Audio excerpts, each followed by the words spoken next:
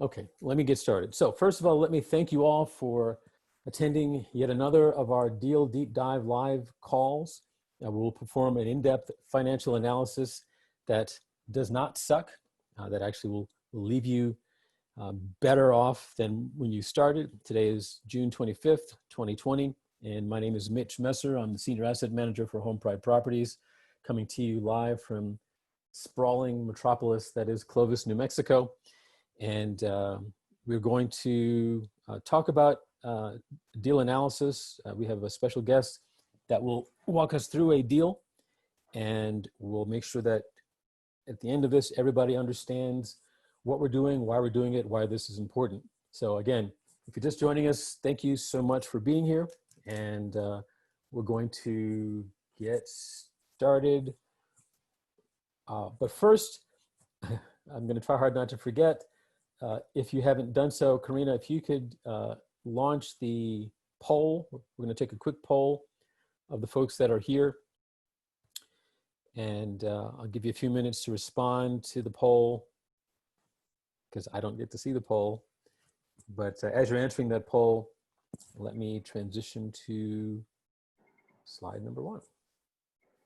So if you've been on this call before, you kind of know how this is going to go. This is the agenda. I want to be mindful of your time. I appreciate you being here, but I don't want this to drag on. So I'm going to be as brisk as I can. I don't want to leave anyone behind, but I also don't want to penalize the people who were here on time. So the ground rules are pretty straightforward.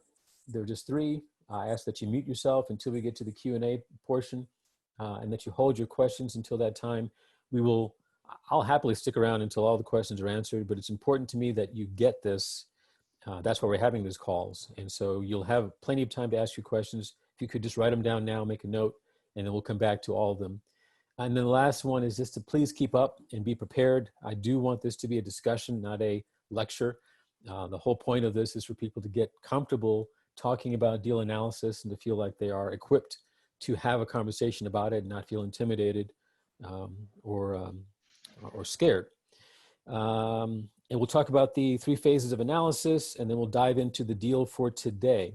So let's start with the elephant in the room, because in the last couple of weeks, I've had a few people who want to know, so what the real reason is behind me doing all this deal deep dive stuff. Why am I doing this? And the answer that I'll give is the same answer I gave the last couple of weeks, which is I'm frustrated to see so many people who don't understand the importance of deal analysis when you're doing investing. In fact, in my opinion, if you can't tell me whether a deal makes you money or not based on the numbers, you're not investing, you're gambling. And you're going to lose eventually. It's just a matter of time. So I want people to understand how deal analysis gets done in the real world. I want you to be prepared for real world numbers and real world analysis, because it's about to get real out there. And those who don't do their homework are going to get crushed. And I speak from experience, because that's exactly what happened to me in 2008 when I didn't do my homework. So that's reason number 1. Reason number 2 is I want more people to get this stuff, because I want you to potentially send me deals. I want JV partners. Some of the people on this call are already JV partners of mine. I'd love to have more. I'd love to have more people out there who can recognize a great deal and maybe give me a phone call so that we can joint venture on that and we both make money. But I can't do that if you can't recognize a good deal. So that's why I do this call. This will be our 7th call. I have made it a rule that there is no product selling, no pitching, no marketing of any kind on this call. This is entirely for education and discussion. And since this is lucky number 7 call, I will tell you that this is the last of this set. I think at 7 calls, we've probably established how this gets done. I'm going to say the same thing in a few slides that I've been saying since the first call. So hopefully some of you who have seen this before will be sick of seeing it. But I do want to mention that while this call will be ending, my desire to work with and help people get up to speed on investing will not. We'll just move it from these calls, from Zoom calls, to a Facebook group called the Real Estate Investor Skill Set Training Facebook group, because The overwhelming feedback that I get from new investors is that they are afraid of making a mistake. They're afraid of getting started, because I just did a post like this morning that I responded to. They're terrified of doing something horrible that's going to ruin them for the rest of their lives. And that tells me that there are basic fundamental skills that aren't being studied and taught, so that you don't feel that way. Because every single scary thing you can think of, there's a strategy to mitigate it. And if you understand what that strategy is, the fear goes away. But until you understand that, you're going to be fearful and you're not going to take action. So that's why people aren't taking action. If you're wondering why you haven't taken action yet, it's because you haven't overcome that fear. It's not because of desire. It's not because of guts. It's not because of determination. It's just you're afraid, and you need skills. You need to learn some basic skills. For example, if I give you an address and you can't tell me based on that address whether that property makes a good buy and hold investment property, then that's a skill that you don't have. And you're going to be afraid of doing buy and hold deals because you don't have that skill. That's what these calls were all about. They were about teaching that skill, how to analyze a deal. But there's more skills. There's, how do you know if a house is in pre-foreclosure? How do you know who owns a house? If someone says, I'm the owner of this house, how can you prove that beyond a shadow of a doubt? How can you not have to take their word for it? Because there is a legal definition of who's the owner. It's called the deed. And if they're not on the deed, they don't own the house. What are the property taxes? Are they current? What mortgages are on the house? Is a contractor that's calling me every day trying to get my business even licensed in my state? How would I know? If the contractor works for an LLC, how do I know who that LLC really is? So all that information, all those skills are what I plan to be helping people work through. This is not intended to be a duplication of Bigger Pockets. Bigger Pockets is a great place to be. I have no desire to replicate that on Facebook. But this is going to be specifically for skills acquisition, for people who want to improve their skills. This is a place where you'll come to do that. So let's jump into, and we'll, at the end of this call, actually sometime tomorrow when we do the thank you, we'll talk about how to get to this group and how to be invited. But for now, let's get into this because we're 10 minutes into the hour that I've allocated for this. So you've seen this before, and I'll keep saying it until it's second nature. There are 3 phases of deal analysis. They are input verification. I hear a little background noise. If you're not muted, go ahead and mute yourself, please, so that we don't have background noise. Phases 1 is input verification. Let's make sure that the information that I'm feeding into this analysis is actually the right stuff. You can't possibly do an analysis if you're working off of bad data, garbage in, garbage out. So that's phase 1. Phase 2 is goal achievement. And I harp on this because this is the part where most people spend a lot of time doing the math, getting an equation and putting numbers into it. But it assumes, as I've said before, that you have a goal. Understanding how to calculate cash on cash return is nice.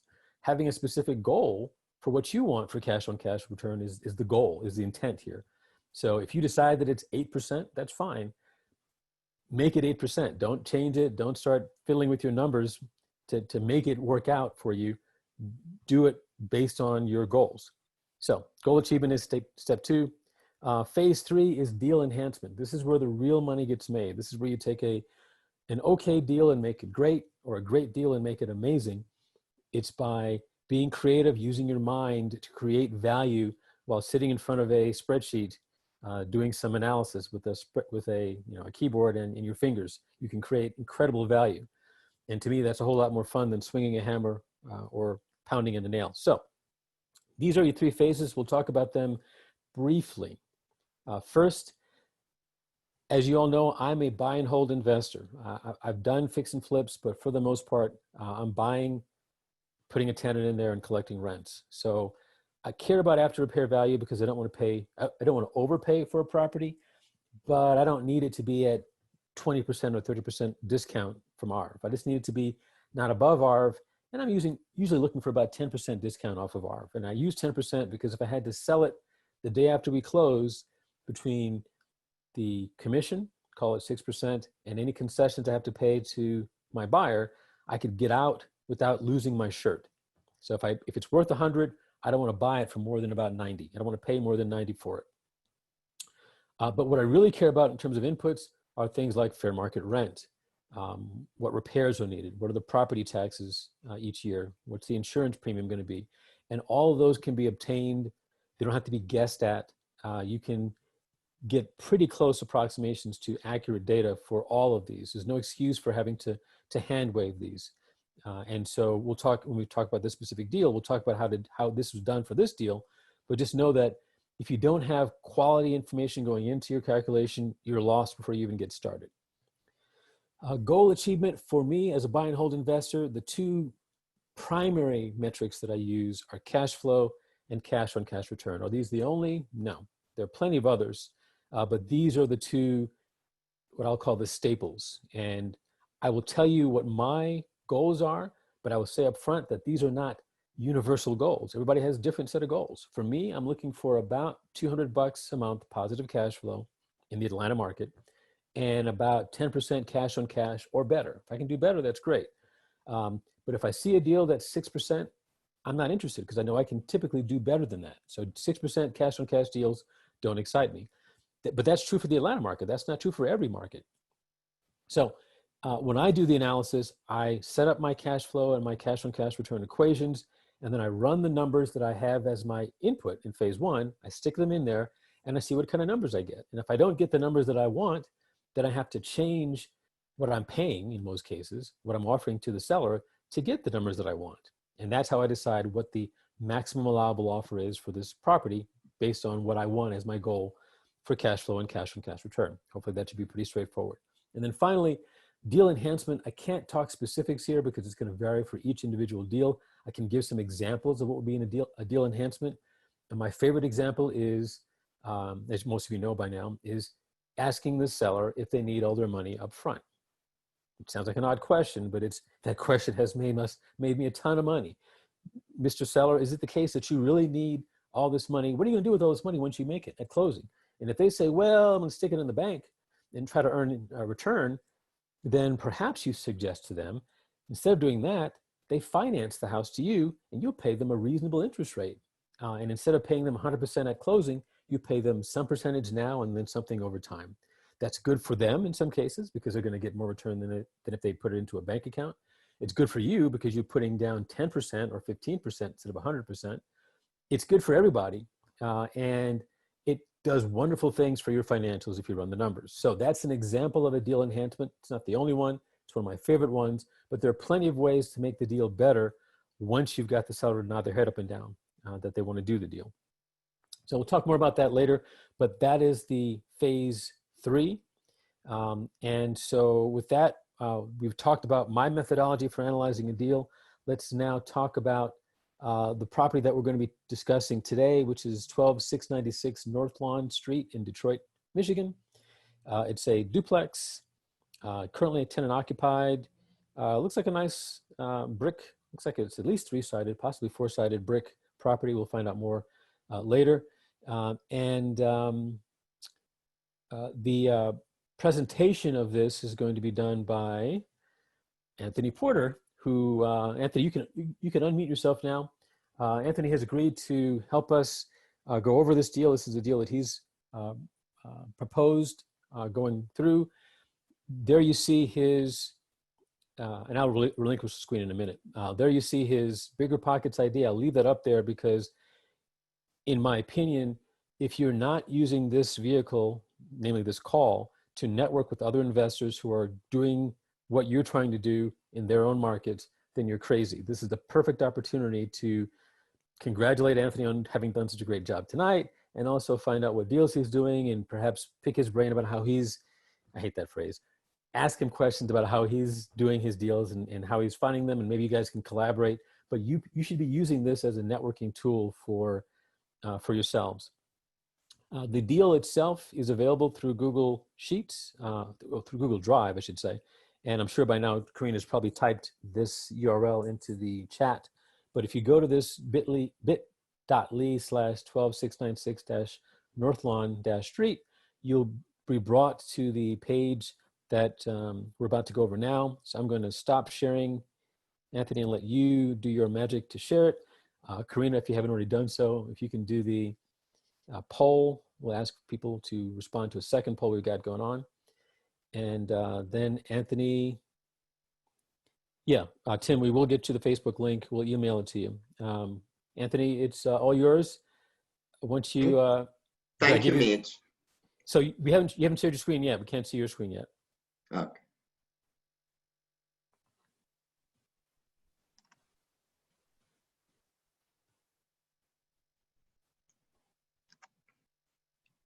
Are you able to see it now?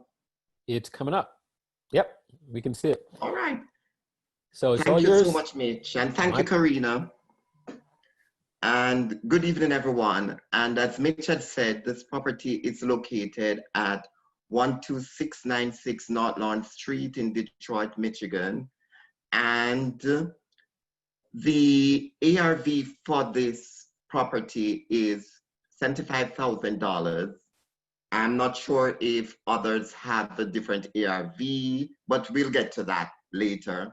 And I am going to purchase it all cash, all in.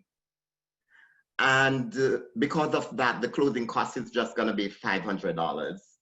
And I'm putting aside $500 for repairs, even though it's tenant occupied. I'm just putting that aside just in case. You never can tell, something might happen. It's always good to put something aside. And as Mitch had said, it's all brick. It's a very nice property. I went and looked at it myself. I took a day trip there last week and looked at it. Nice. So based on that, the tenants are presently paying for each unit $750 per month. So that would make a total monthly income of $1,500 because it's a duplex. And the taxes are $65.42 per month, and the insurance $69.08. Vacancy, I've also accounted for an 8% vacancy. Even though it's occupied, tenants do move out. So I want to accommodate the vacancy portion, and that's $120 per month.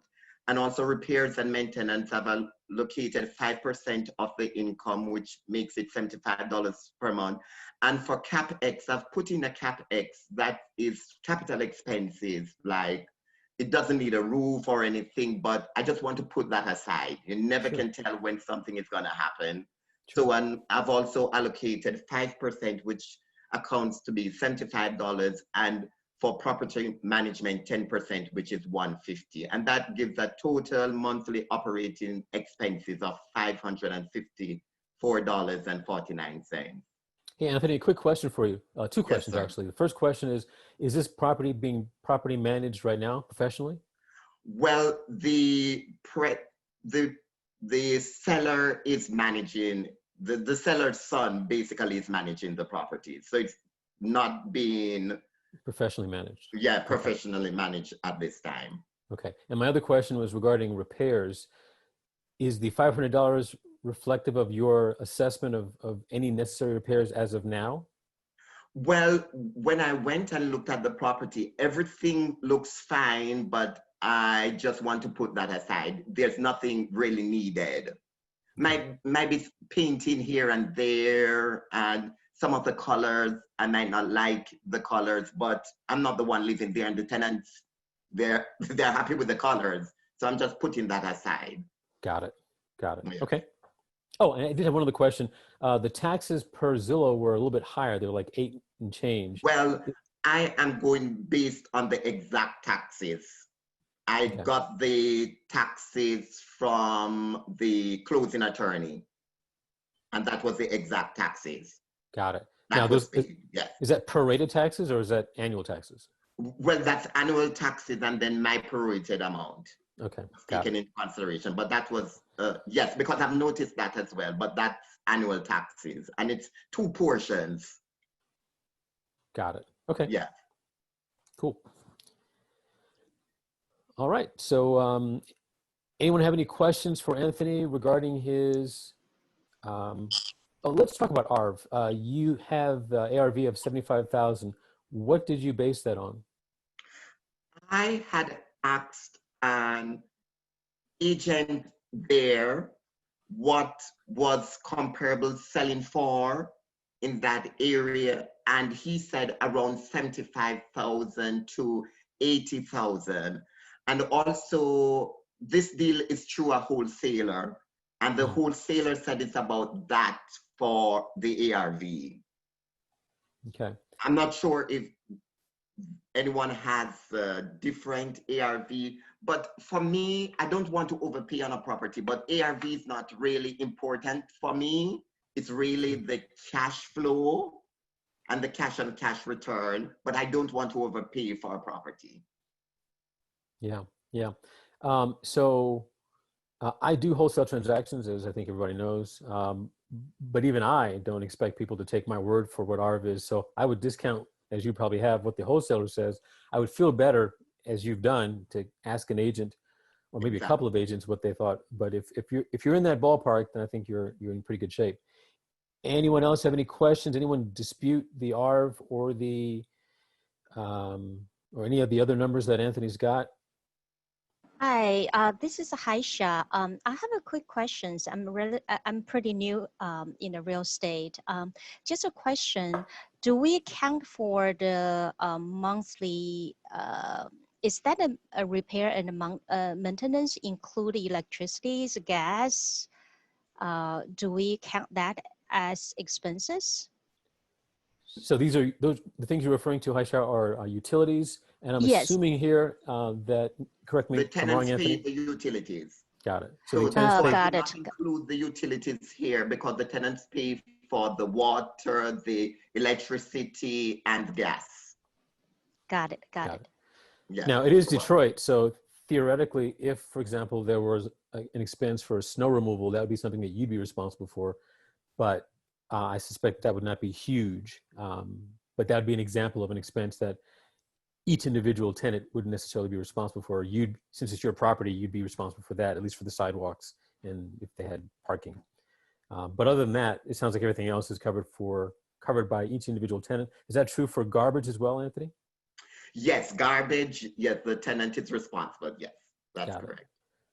In some cases, if it's a duplex or a triplex, the landlord might be responsible for the water because it might be one water. But then you can use creative way in which to bill back the water to the tenants. Like you might increase the rent by $50 for each unit, and you'll be refunded back the amount for the water.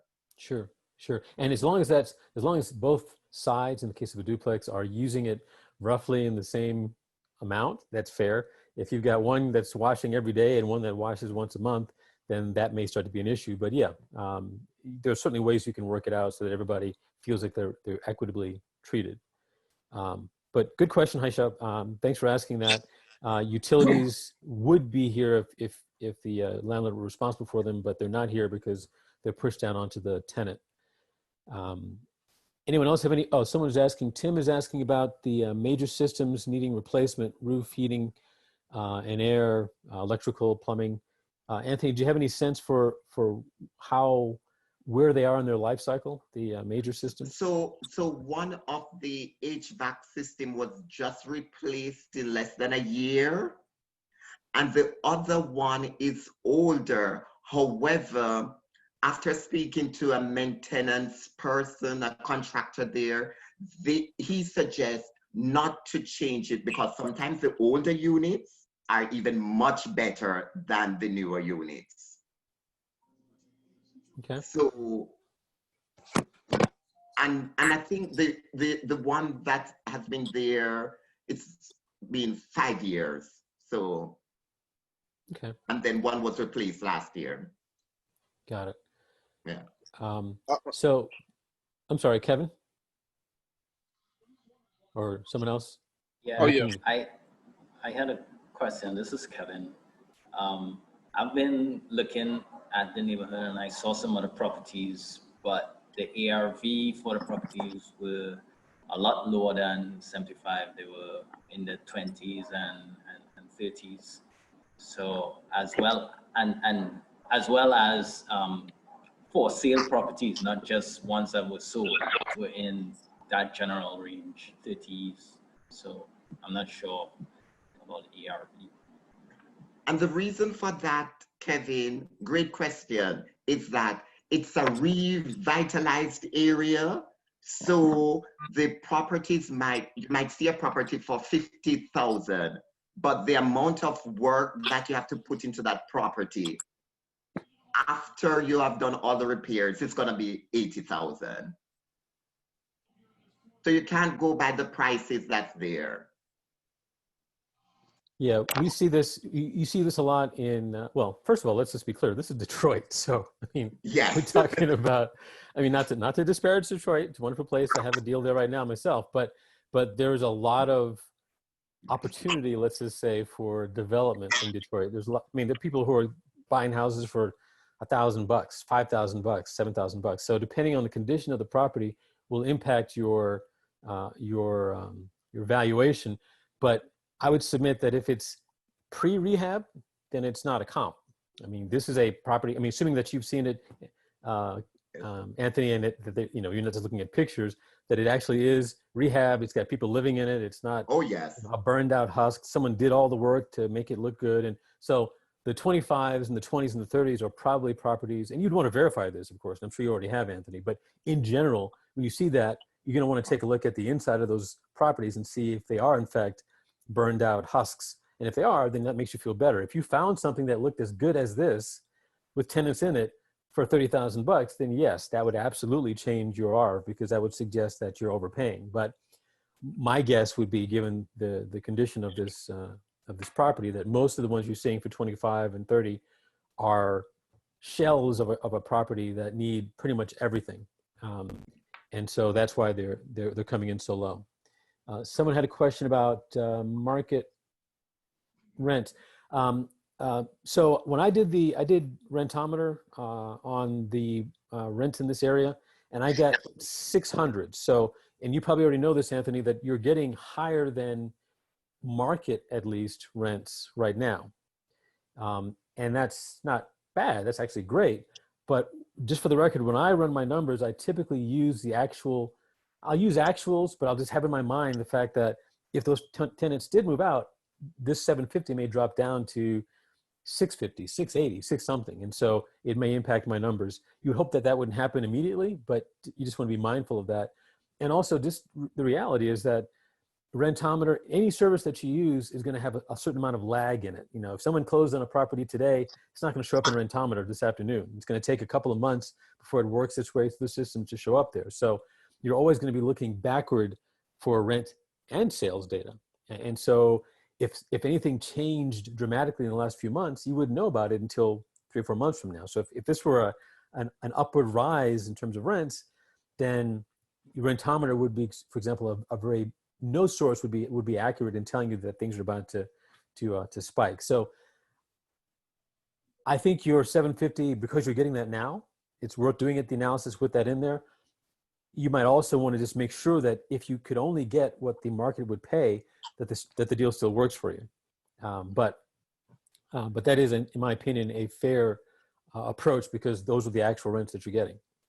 And can I assume that, I'm sorry, Anthony? Sorry, Mitch, I'm surprised that you got that from Rentometer, because when I check on the fair market rent there, even from other properties that's been rented, it's like $850, $900. Oh, you know what? Now these are 2 beds, right? Yes, they're 2 beds, 2 units. Okay. Yeah, no, well, but the 2 beds, 1 bath, correct? Yeah, 2 beds, 1 bath. Okay, so when I ran it just earlier today, I got, assuming a 3 months max age and a 5-mile radius, I got the median of 638 and an average of 626. I usually use the median, which is, and again, it's Rentometer. So, I mean, it's pulling the data. Now I have the pro account, so I get the analysis.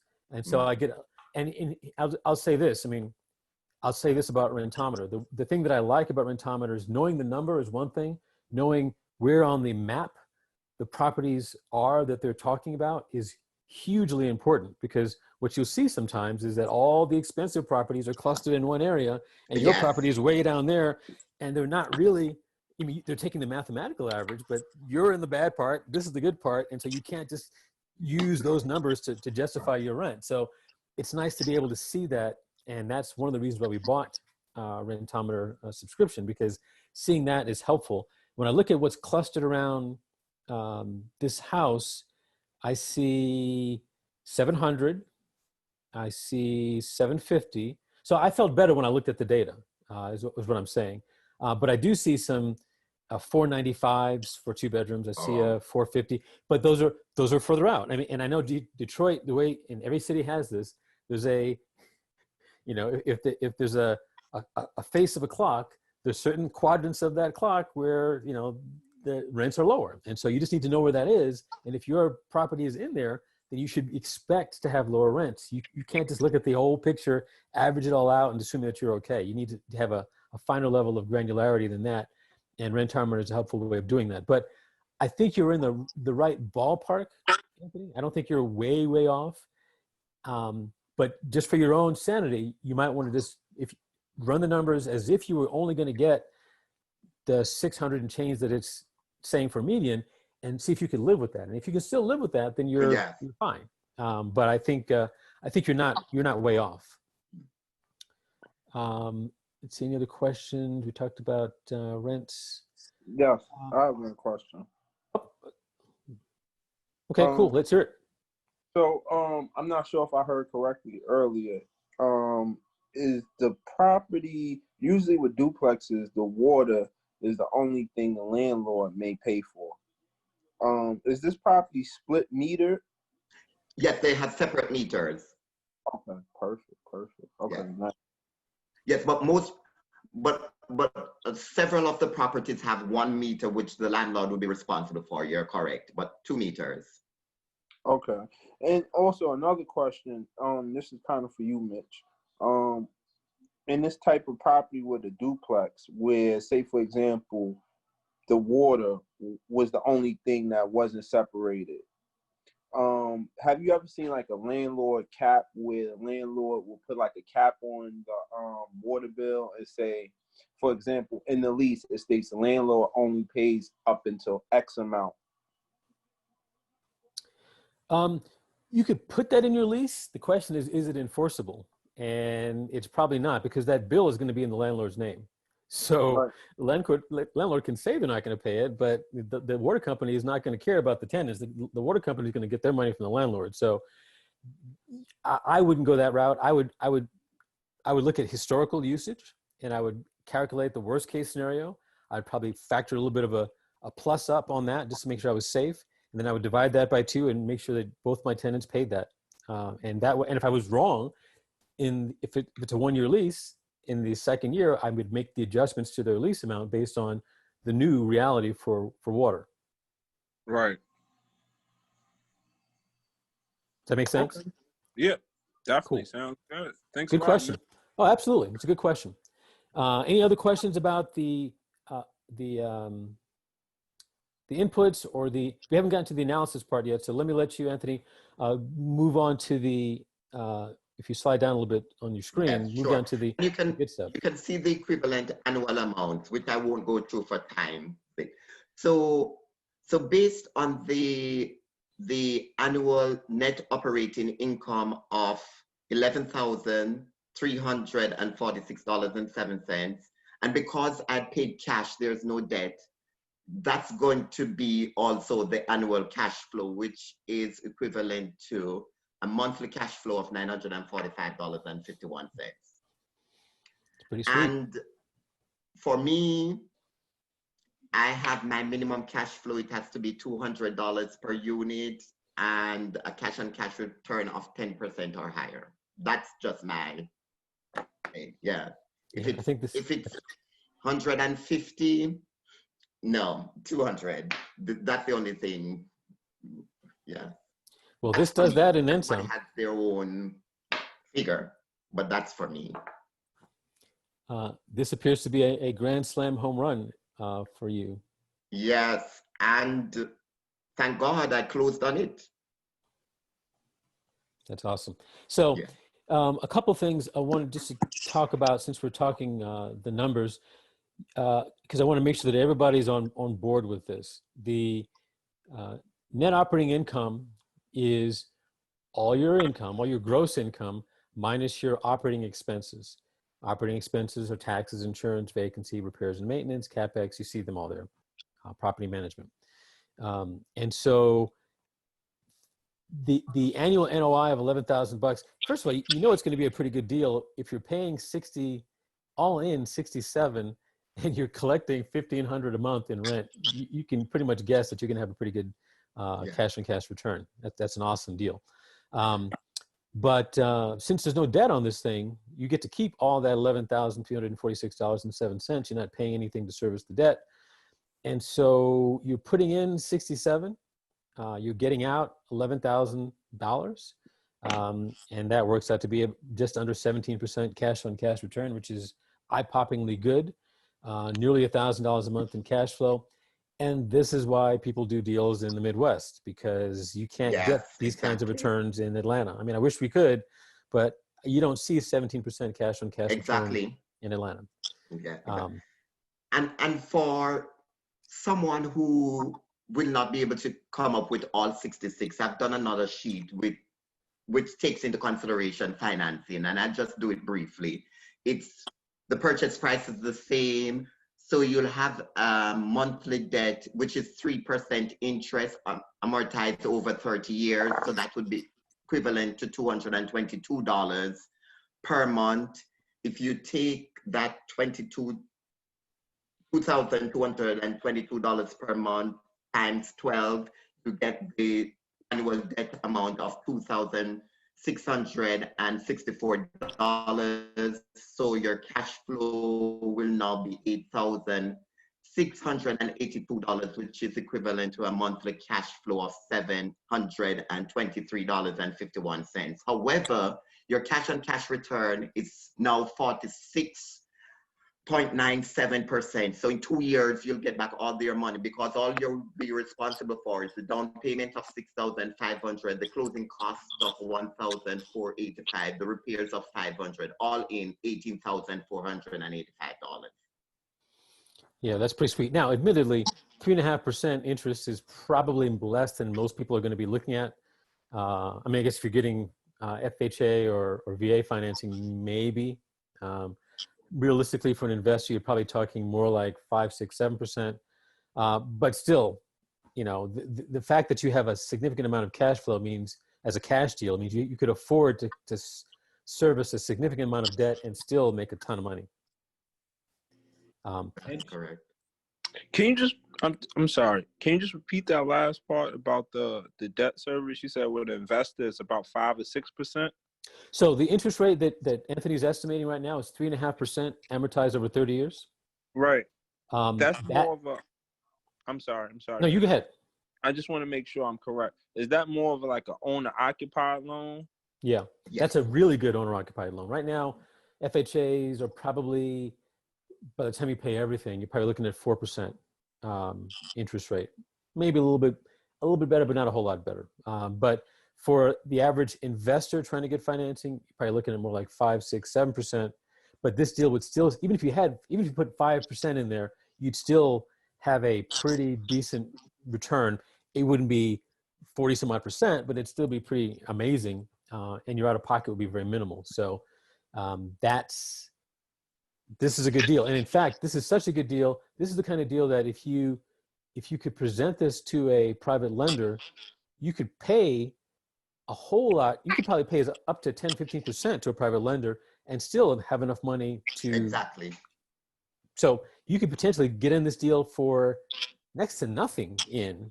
They could potentially pay all of the money to get this deal. You put together the deal, you agree on what you're going to split the cash flow on, and you could potentially make money on a deal that you have no money in. So I have a quick question. This is Sully. Hey, Sully. How much, I know home insurance is obviously required, but what about home warranty? Do you guys look into it at all? It's a good question. Anthony, do you do a home warranty? No, I didn't deal with the home warranty. It's just the insurance, the home insurance that basically it's a landlord insurance.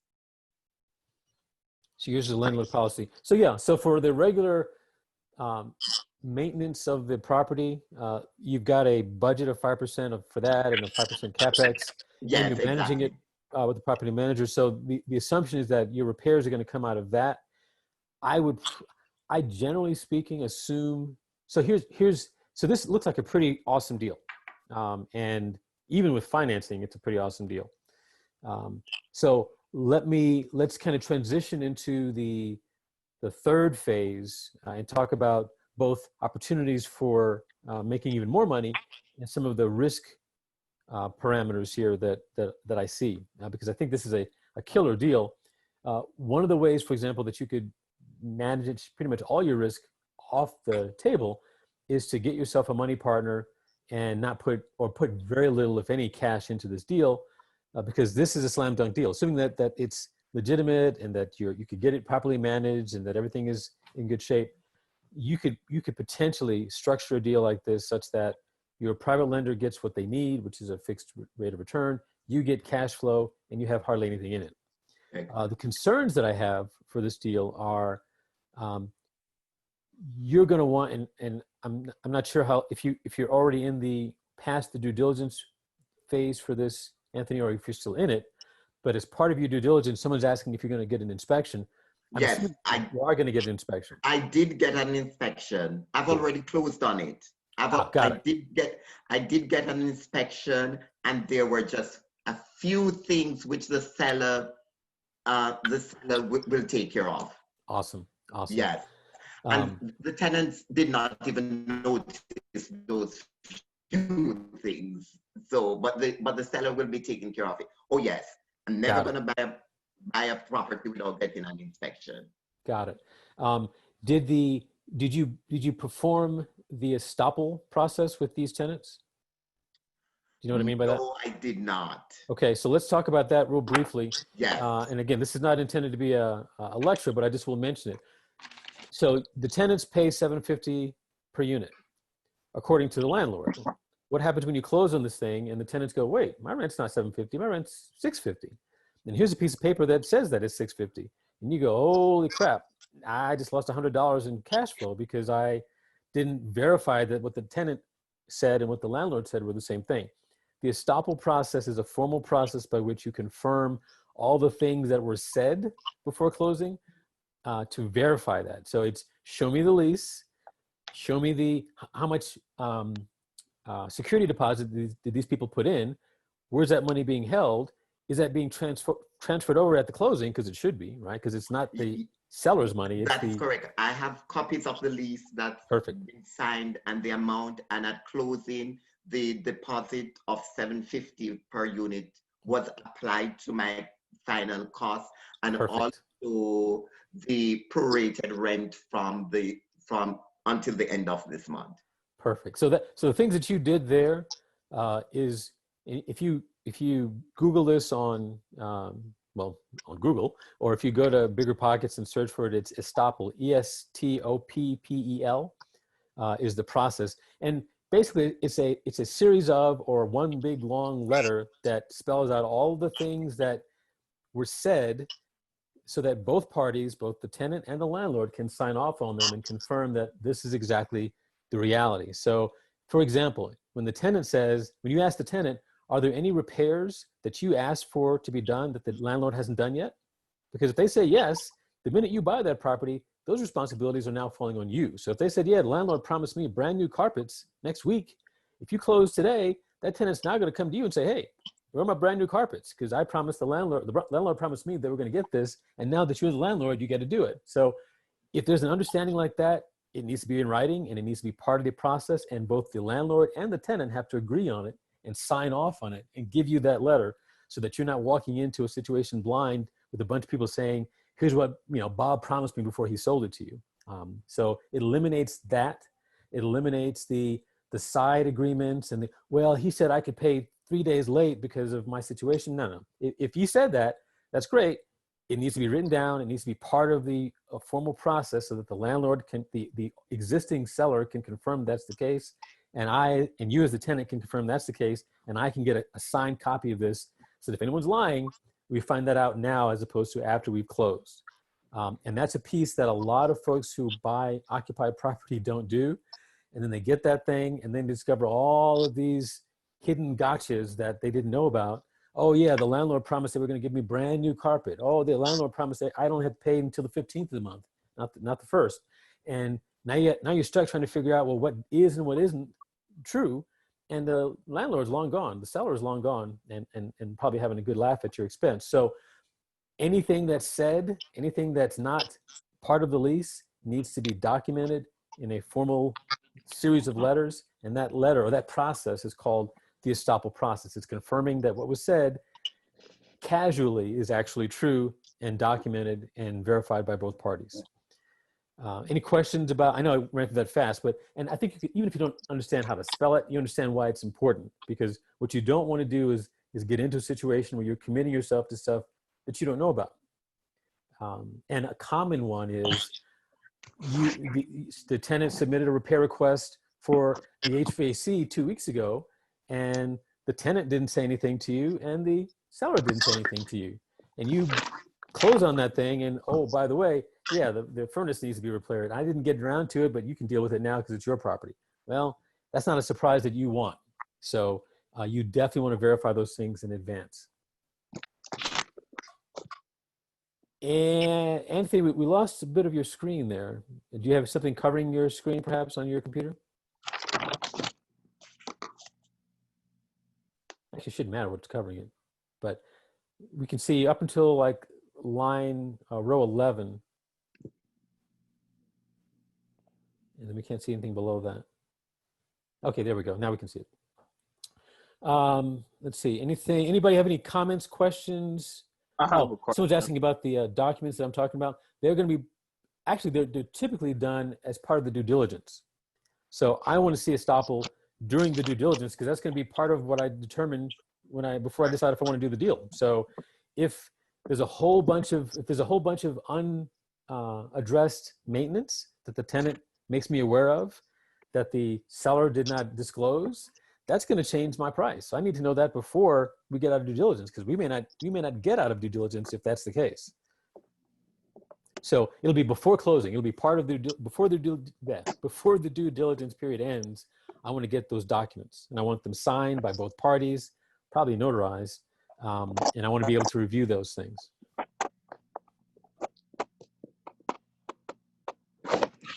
Question.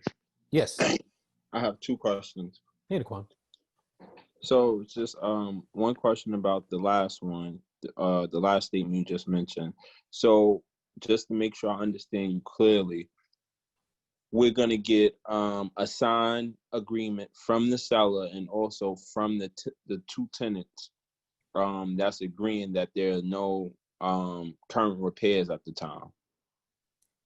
Right. So it's going to be, in most cases, it'll be an agreement, a single agreement for each lease. So if it's a duplex, for tenant one, there'll be an agreement between tenant one, or not an agreement, there'll be a statement that has as signatories tenant one and the seller that will have a statement on there that says there is no deferred, or there are no pending repairs on this property.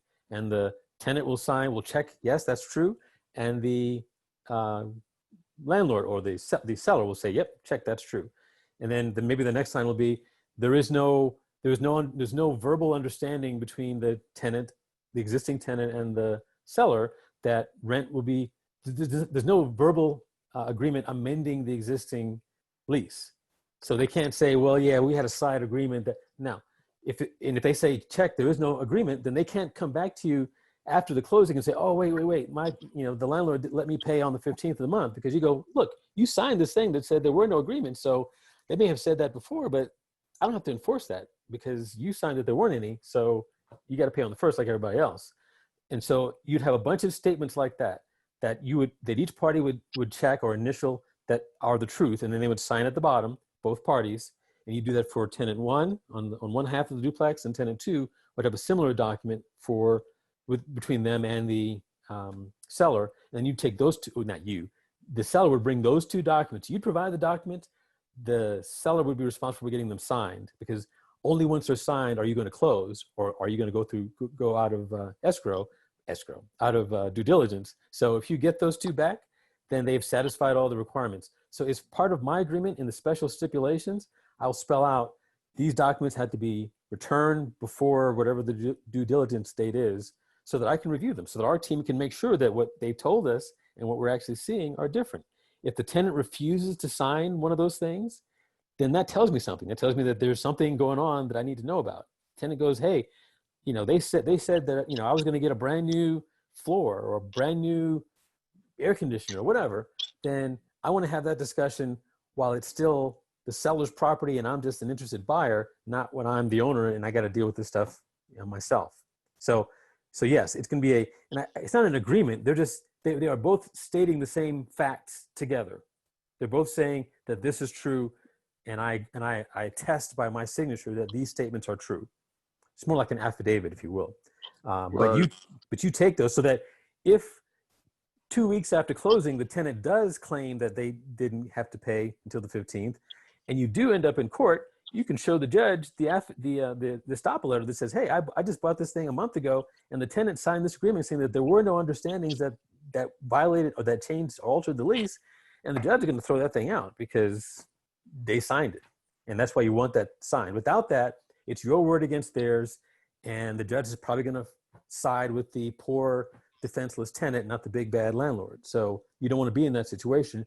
The estoppel letter is your protection, is your silver bullet that kills that dispute dead. To use a violent Do you have would you have a name to refer to that document? Yeah, it's called the estoppel letter. ESTOPPEL letter. So if you go to Bigger Pockets and put in estoppel letter or estoppel, I'll give you some examples. And before anyone asks, there is no template because it's going to be for whatever thing you're concerned about is what's going to go in that letter. So if you're not concerned about them paying on the 15th, if there's no, you should be concerned about that. You should have a general statement that says that I, as a tenant, agree that there were no verbal agreements other than what's in the lease about my payment. For example, that'd be something that should be, in my opinion, in every estoppel letter, because that's an area where often, especially when landlords are doing it themselves, when they're managing the property themselves, when the nephew or the son or whatever that's doing this is doing it themselves and they don't know what they're doing, they say, Mr. Tenant, you can pay me, I don't care, pay me on the 10th. And that casual verbal statement carries weight. And if they go into a court and say, hey, the old landlord let me do this every single month, then they're going to look at you and go, well, why are you changing things? But if you have them say, we're not, either you have that negotiation up front with your seller, say, hey, you need to explain to your tenant that from now on, they got to start paying on this date, otherwise they're out, then that becomes their problem and not your problem. If you close after the fact and then try to do that, it's not your problem. So I'm saying don't buy someone else's problem. Does that make sense? Right, it makes sense. Cool. But that's a good question. I don't know if it has to be notarized to be valid, but there's no downside. I mean, notary costs an extra $5. In some cases, it's free. If you have a notary handy, I'd go ahead and notarize it so that there's no confusion about, oh, that's not my signature, or, oh, I didn't sign that, or that wasn't me. I know it's not likely, but there's no downside. So I won't say that it's not enforceable unless it's signed. I'll say that it can't hurt to get it notarized. Okay. Thanks, Mitch. And also, sure. I just have one other question just about the financing, because when I seen that 45% cash on cash return, I got a little interested. And I kind of had a question about that. So I think I've seen that the all-in cost, with the financing, it came up to $18,000. Mm-hmm. And I was just kind of curious how we came to that number. And then also another question for you is with that financing at 5%. Now, say, for example, if we go to like a portfolio lender and it's in like a non-conforming loan. So will I still see like a 5% interest rate? Do you have any knowledge in that area? Yeah, so your underwriter will look at your, I mean, if you're talking conforming that is credit-based, and so they're going to look at your own personal credit history. So there's going to be a bunch of factors that factor into that, including income and such. And the rate could, I mean, especially nowadays, the rate could be anything. And so my only point was that if you had pretty good credit and you were getting FHA or VA bank loan, you're probably looking at 4s and 5s. Not as good programs. You're going to be paying more. Aren't very many programs out there that are much better than that. But for the purposes of this, I would say put in your worst case scenario. I'm willing to bet that this deal would cash flow at better than 10%, even with 15% cost of money, which is what a lot of private lenders are looking for. So my point is that this could probably support a ton of debt because it's cash flowing so incredibly crazy well. So that's you could cover a whole lot of expense with this kind of cash flow. And to explain to you how we arrive at the 46.97 cash on cash return, it's the down payment of 25% plus the closing costs and repairs. So the total amount you'll have to take at closing is $18,485, and the annual cash flow is $8,682.07 divided by the 18,485, give you the 46.97%. Okay. Got you. So you're getting nearly almost $9,000 out, and you're putting $18,000 in. So it's almost 50%. Yeah. I mean, it's pretty amazing. Now, that's Detroit, right? Yeah. Can you leave that screen for just a second? I just want to. Sure. And what this 46.97% is saying is that within 2 years, basically average, you'll get back your money that you're putting in. Yep.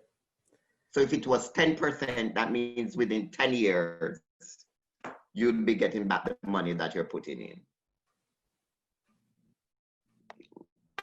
Okay, sounds good. I can tell Karina to send this to you. It's fine. Okay, perfect. I don't Thanks know. a lot. Yeah, I guess she can share it. It's fine.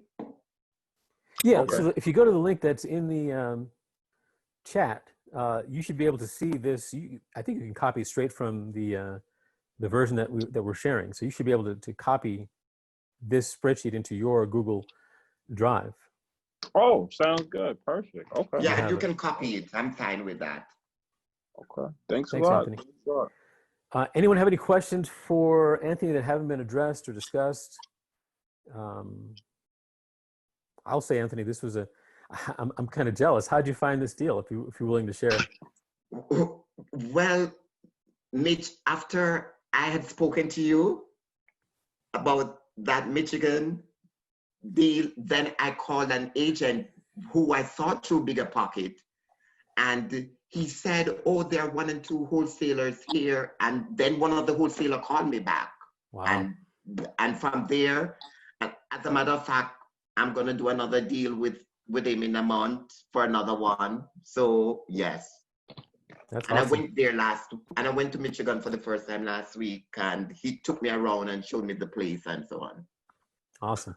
It's all about relationship, basically. It is entirely about relationship. And again, I'll say this again, for those of you who didn't hear me the first time, if you're even thinking about Michigan deals, even if you're not thinking about Michigan deals, if you're doing deals and you don't reach out to Anthony and talk to him about what he's doing and seeing, you're nuts.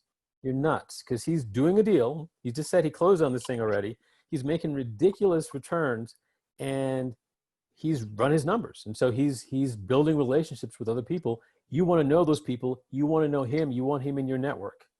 I know I want him in my network. So yes, you should be using this as a vehicle for getting better connected. And the comment that you made, Anthony, just a few minutes ago is gold.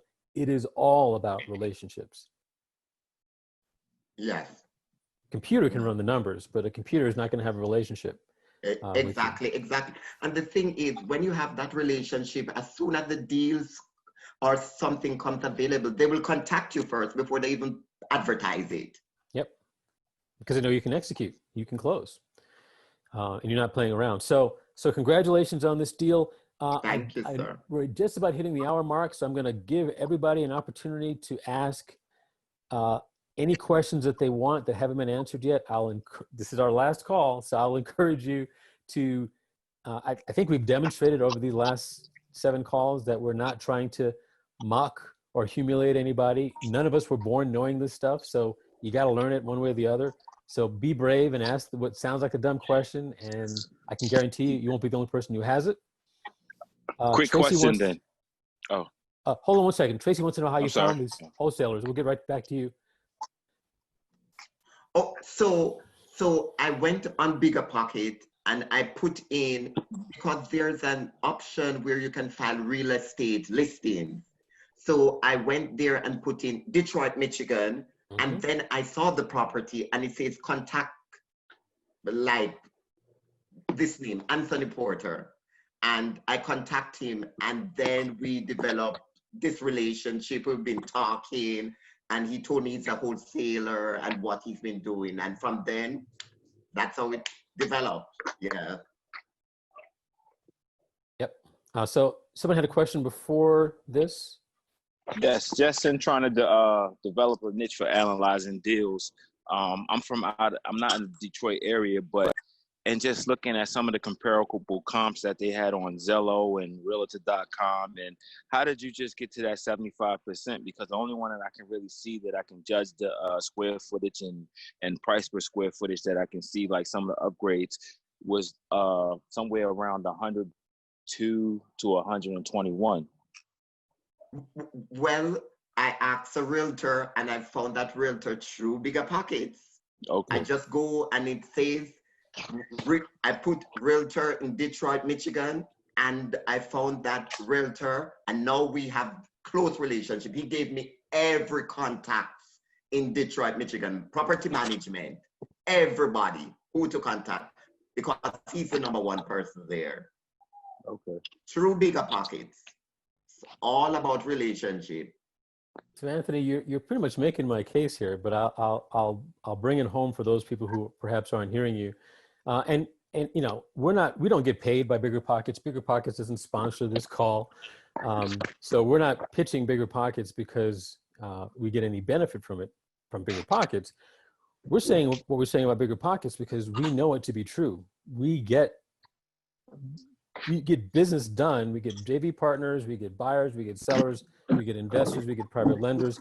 All those people you're trying to find desperately are right there on Bigger Pockets. If you're on this call, 9 times out of 10, the odds are pretty good that you are on this call because I found you on Bigger Pockets. So it is an extremely powerful tool. And if you're not using it to expand your network and make yourself more money, you're nuts. And if you don't know how to do that, then we can have a conversation about that. That's a separate topic. But you should know that all the stuff that you want, all the knowledge and the support and the advice and the counsel and the money and the deals are right there. And the frustrating part is that so many people see it and they try it to access it and they do it the wrong way and they get frustrated and give up and never know how close they are to wealth, but beyond their imagination, that's sitting right there waiting for the right person to approach it the right way. So I think we are about an hour and 5 minutes in. If no one has any major questions, the chat pretty much seems to be congratulating you, Anthony, on doing an excellent job, which I will add my own congratulations to.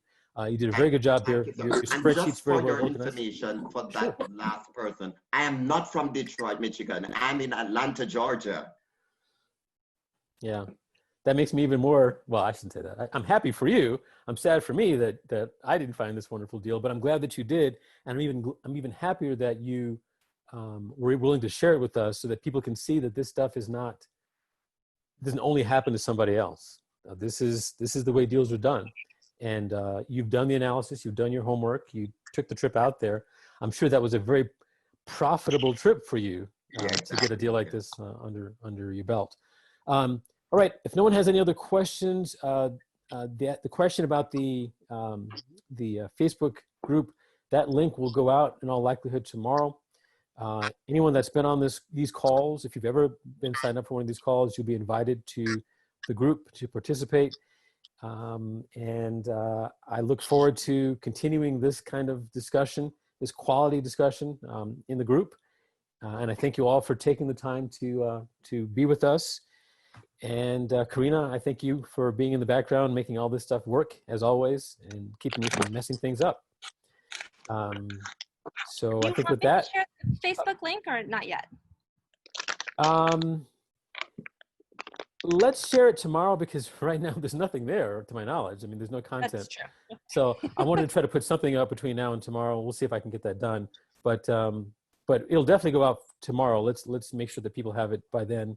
And in the meantime, just thank you all for participating. Hopefully this was a good use of your time. The replay will be up on the YouTube channel probably the next couple of days for you to review it. And I'll just encourage you to be supportive of each other in the real world and also on social media and Bigger Pockets, because helping each other get things done is how we all get better and make money. Hey, Right, good folks? brother, I would like to learn how to use this platform a lot more to my benefit. I'm very new, and what you said struck a nerve, and I'm eager to learn.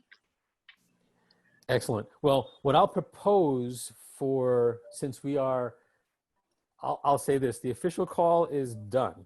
I will throw this out there for those of you who are interested, that if you go to home-pride.com/badass, you'll see my attempt to address the issue that I discovered with Bigger Pockets, which is that if you don't know how to use it, it's a closed door that slams in your face.